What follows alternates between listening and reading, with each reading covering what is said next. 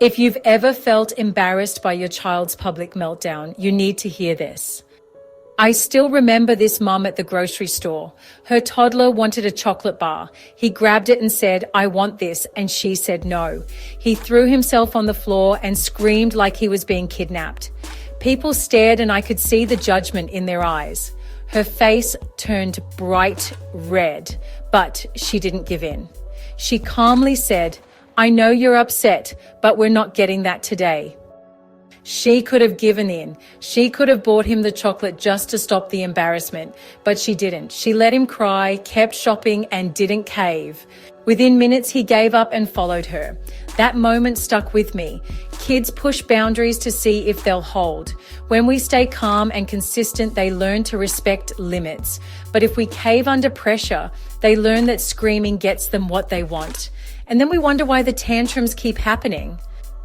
Let's be real. Parents today are exhausted. You're doing your best, but it feels like your child's behavior is controlling your life. Every day is a battle.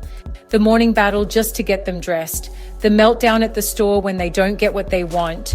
The bedtime stalling that turns into a 2-hour negotiation. You tell yourself maybe they'll grow out of it. But deep down, you know something needs to change. Because right now, you don't feel in control. And that's scary. You're not alone in this. I was right there in the thick of it when my son, who is now 23, was at that age. So I want you to understand something. Tantrums are not bad behavior. Tantrums are a child's way of saying, "I don't have the skills to handle this emotion. I feel out of control. I don't know how to self-regulate yet." Your child isn't trying to manipulate you. They are learning from you. And that means you hold the key to changing this. So how do we stop tantrums? Not by yelling, punishing, or bribing. We stop tantrums by teaching emotional regulation, by showing them what self-control looks like, by guiding them, not controlling them.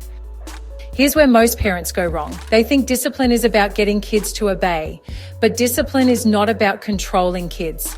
Discipline is about teaching kids how to control themselves, and that starts with us staying regulated when they are not. Here are 3 things you can do today to start ending tantrums for good. Number 1, stay calm and hold the boundary.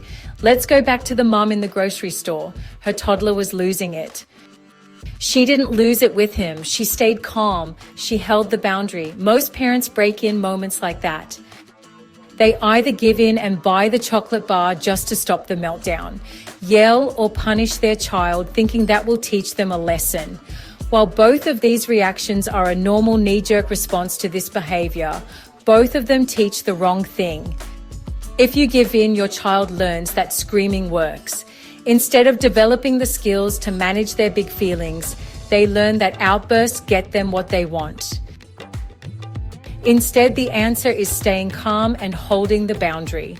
Say, "I know you're upset, but we're not getting that today." Then let them have their feelings. Let them cry, stomp, or be upset. I know this is contrary to what people tell us in public. Control your child. That's not the solution.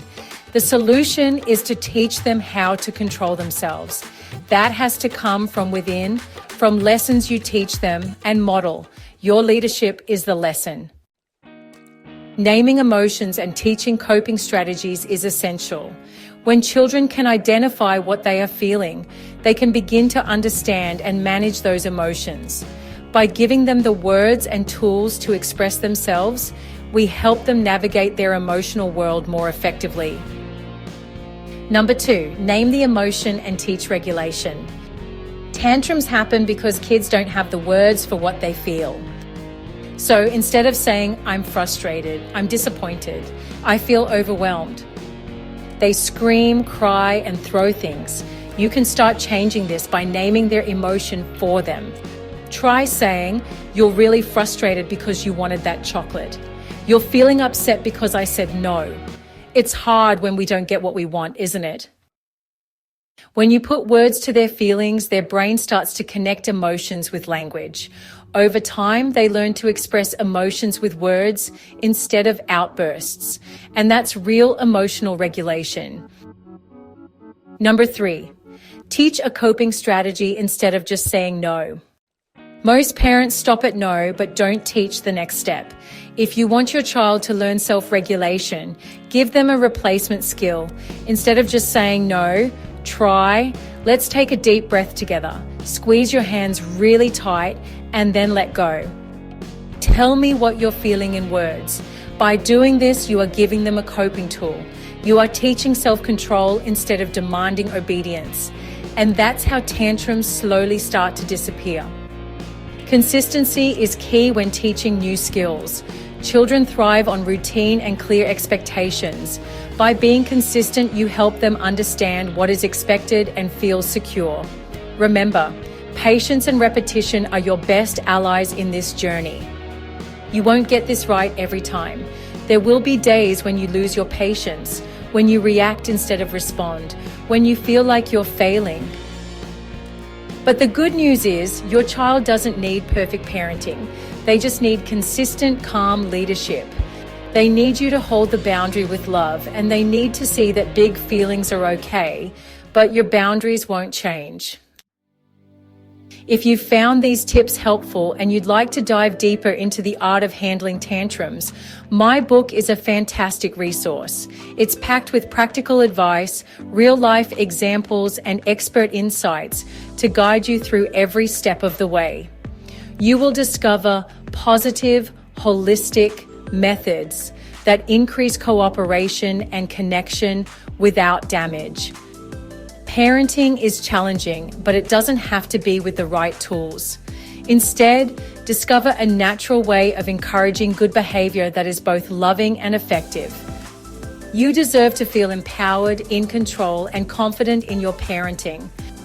This is exactly what I teach in my book, The Ultimate Guide to Disciplining Without Damage for Every Age. It's about teaching your child self-regulation, so discipline becomes easier, calmer, and more effective. If this message resonates with you, grab a copy and start transforming the way you discipline today. Have you ever held your ground in public, even when it was hard? Drop a comment below.